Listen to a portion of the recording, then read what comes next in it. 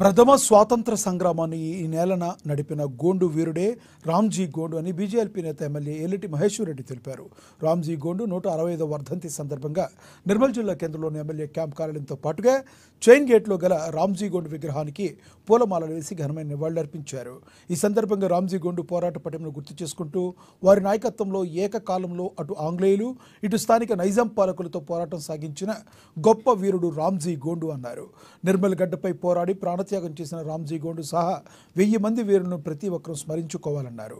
వారి త్యాగాలను స్ఫూర్తిని ముందు తరాలకు అందించేందుకు కేంద్ర ప్రభుత్వం కృషి చేస్తుందని తెలిపారు.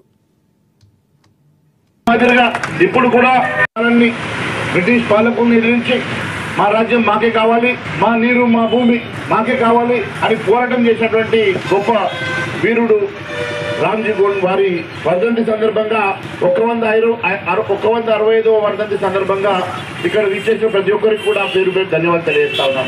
అంతేకాకుండా ఇప్పుడే మిత్రులు చెప్పినట్టుగా అనేకమైనటువంటి సమస్యలు ఉన్నాయి. చాలా మారుమూల ప్రాంతంలో ఉన్నటువంటి గిరిజన బిడ్డలు రోడ్డు లేక, కరెంటు లేక, వ్యవసాయ బావులు లేక, పాఠశాలలు లేక ఇబ్బంది పడుతున్నటువంటి అనేకమైనటువంటి అంశాలు.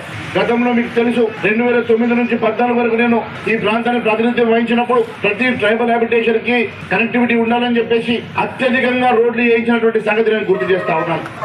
అదే మాదిరిగా ఇప్పుడు కూడా ఆ ప్రాంతంలో ఖచ్చితంగా కనెక్టివిటీ రోడ్లతో పాటు కరెంటు సౌకర్యం కానీ, పాఠశాలలు కానీ, కనీస వసతులు కానీ ఆ ప్రాంతంలో ఉండాలని చెప్పేసి ఎప్పటికప్పుడు మీ పక్షాన్ని నిలబడుతున్నాం. ఖచ్చితంగా వక్ఫ్ సవరణ